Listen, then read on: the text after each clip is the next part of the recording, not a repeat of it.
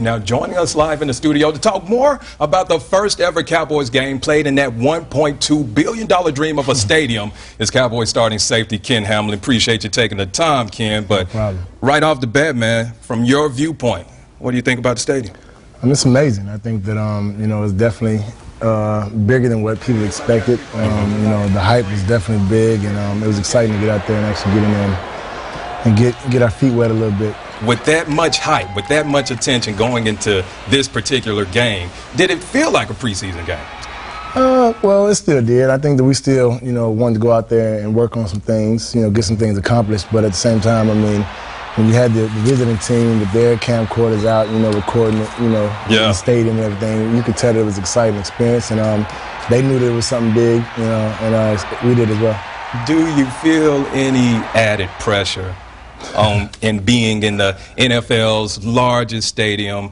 Jerry, he's put a lot of money into it and a lot of time. Do you feel any added pressure to live up to this magnificent stadium? Well, Jerry's pockets are pretty deep, so we know he could afford it. I put more pressure on myself than a stadium or anyone else can put on me. So I think that we have pressure on ourselves just to go out and perform. Away or home. This definitely gives us a big advantage at home, with the type of fans we can put in there, the crowd noise. It was definitely big. With 75,000 there, man, we can go ahead and stack 100,000 there in one game. I think that we're going to get a lot of false starts and a lot of different things, whatever. With our defense getting the crowd loud. Well, defensively, let's talk about you guys' performance. I thought you guys looked a lot better, a lot more crisp. Your thoughts on defensively, the improvements you made from the first game to the second game? You guys held Lindell White and those guys to 7 yards rush. I don't think you gave up a first down until late in the second quarter, held them to 10 points. Your thoughts on the defensive performance you guys had? I think we came out with a focus. Defense. Our first defense played a little bit more, but even when our reserve guys got in, like I told our DBs, don't think. Just go out and play like you played in college. Just go out and play. There's a lot of things going on in the first game. It was their first game out there, so they didn't want to make mistakes, which normally that's when it occurs. So for them to get out there, fly around, have fun, and it showed. They had fun out there the other night, and hopefully we can keep that going. No doubt, no doubt. And you guys are just beginning. You guys start practice over at Valley Ranch tomorrow after spending 3.5 weeks in San Antonio for training camp. Oh, yeah. Are you happy to be back, though? Definitely. I think that, San Antonio was good to us. The fans out there were definitely great to us, I think. But, it's good to be home. It's good to actually be able to sleep in your bed and, drive to work and, and come back to your bed at night. So it's going to be exciting. I think that, we're definitely taking steps to be a better team. Now, from the media side, there was nothing soft about this particular training camp. We didn't get a day off. I worked like 24, 25 days in a row. Nothing soft about this particular camp. Your thoughts on this camp and how it's different than some of the camps that the critics called Camp Cupcake? Well, hopefully the media is satisfied with whatever happened at this training camp. You know what? I wouldn't think that any of our camps were soft, were light, or anything like that, because the coaches demand a lot out of us. As players, we demand a lot out of ourselves, and I think that we went about it the same way. But we had a focus in this camp. We went out to handle business and come back home, a little bit better than we went in there.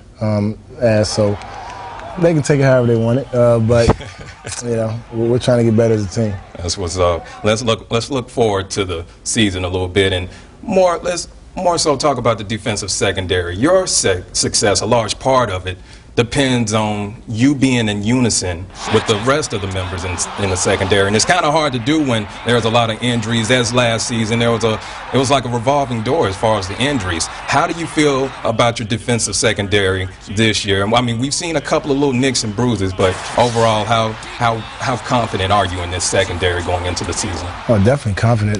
We have a lot of young guys that have a lot of speed and experience. Not just playing with this team, but just experience playing the positions.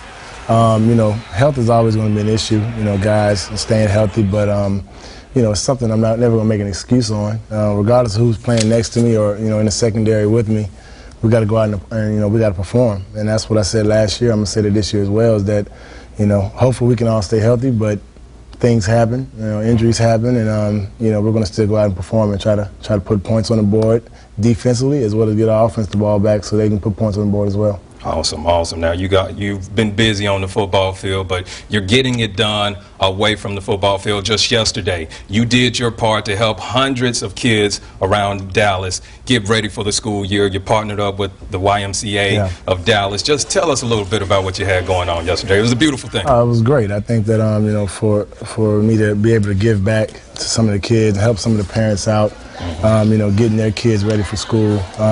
I gave out book bags yesterday just to, help out some of the kids and things they were trying to accomplish, and hopefully they can get their school year started off right, just like we can get our season started off right. And, to see the smiles on their faces, to get some of the thank yous from the parents, and, just everyone coming together to make it a special event. It was great. Now, he's being modest. You guys had a lot more going on than just handing out book bags, haircuts. Yeah. You guys were doing a little dental work for the kids. You fed the kids. No doubt, a great time. Yeah, well, I got to thank everyone that helped put it together. I think, Rick, my barber, he brought some guys together. My whole crew, they put it together and did a great job of just, making it easy for me to be able to give back and, help people out. Awesome. Well, Ken, we're going to look forward to seeing you do some great things. We know we got the third preseason game of the year coming up this upcoming Saturday against the 49ers, the dress rehearsal. We're going to wish you well as you go into that game. See if we can get 100,000 out of this game, see how loud it can get. There you go. It's only getting bigger and better. Appreciate you taking the time, Ken. We got a lot more to talk about, including the Rangers starting to feel the playoff pressure a little bit. Still ahead on Inside Sports. What we